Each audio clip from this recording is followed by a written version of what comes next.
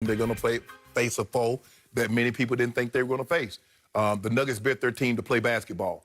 The Clippers built their team to try to beat the Lakers. But along the way, remember, Skip Edison, I told you this. Oh, they just see that team in on the top floor. They're in the basement. They're not worried about anybody else. And I told you that. Keep overlooking all these teams, worried about the Lakers, and you see what it's going to get you. And this is what we started to see. As the pressure mounted, the Clippers started to gag. And what we saw was when there was expectations and Kawhi Leonard was the man, he gagged. He's never had success when he's been the man or there was expectation. When Tim Duncan left, what did he do in San Antonio? What did he do, Skip? Okay, when he went to Toronto. Well, wait a second. When Tim Duncan left, yeah. Remember what happened in Game 1 at Oracle? I don't know what happened. Western Conference I don't know what Finals? happened. What happened?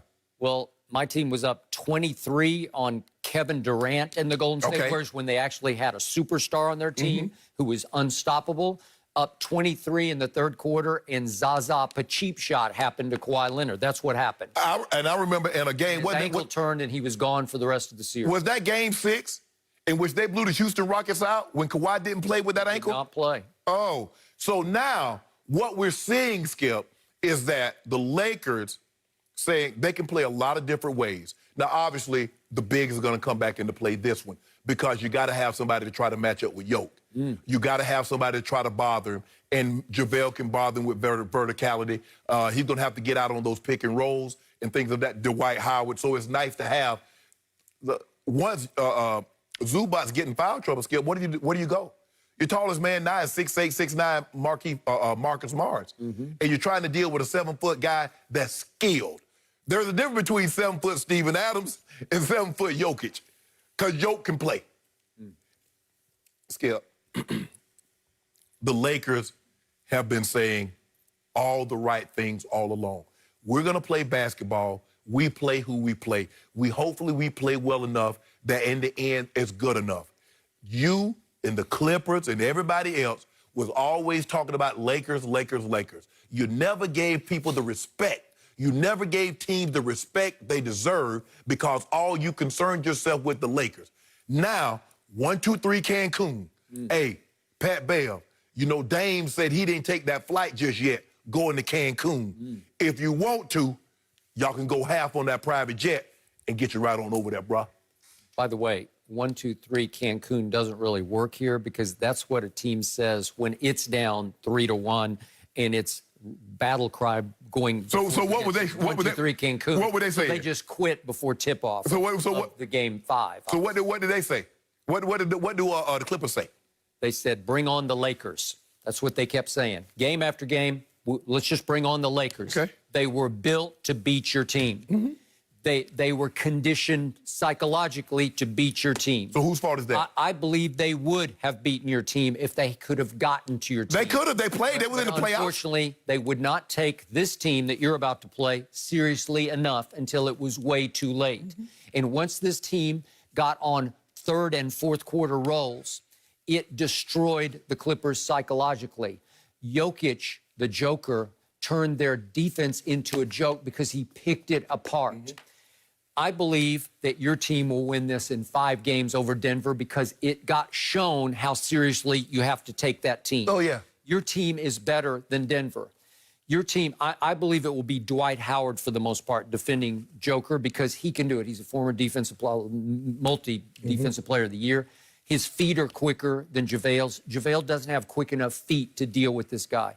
Dwight is savvy enough. He's sort of, if you will, nasty enough. Like he knows all the tricks on defense. Right. He will bother Jokic more than. But Jokic's good at getting no fouls, Skip. You know how he comes through and you're like, oh, you see it? He got me. Okay. But Zubac is just too nice a kid. You know, he'd try hard and he would just be on a string. He was just lost. Joker was playing with them. He was toying with them after a while. And the pass he threw at the end, this is a rub it in. You talking about over the head. Do we have that by what? Yeah, that's Globetrotters. Yeah, this is just, now he's just toying with you. He's just clowning you. He throws it, no look, over the head. And Pat Bev tried to hurt the man. He did. He tried to take Pat Bev dirty. That's dirty ball, bruh. Yeah. Look at this. Come on, bro. It ain't that serious. And actually, Pat Bev actually took the worst of that. He should have. Yep. I was afraid Pat Bev hurt his knee. Oh, well. Look at this. If you'd have been playing like that the whole game, maybe the outcome would have been different. Now, all of a sudden, he want to get tough at hard foul, down 20.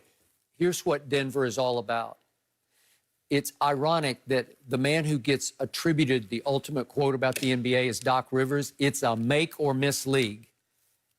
Denver will shoot the lights out. It's like contagious three-point shooting because Joker will find open three-point shooters the way LeBron James can. Yes. He's right there in LeBron's stratosphere for being able to look over the defense at 7 feet tall and throw baseball passes to wide-open three-point shooters who shoot it with conviction.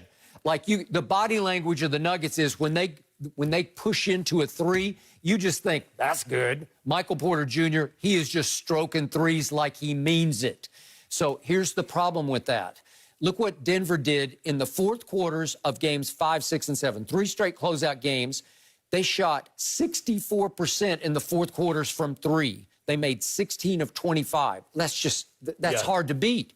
Meanwhile, the Clippers in those 3 straight fourth quarters of the closeout games shot 6 of 33 from 3. That's 18%. What do you think is going to happen when they shoot 64% and you shoot 18% from 3? Because 3 is the math of 3 will kill the 2s, right? That's if you're making 2s. If you're making 2s, which they weren't even making 2s. Right. So my point is, I know what will happen right on schedule. LeBron and company, they're smart enough. They'll come out and take them very seriously from wire to wire. Oh, absolutely. And watch, Denver will turn back into pumpkins as the clock strikes midnight.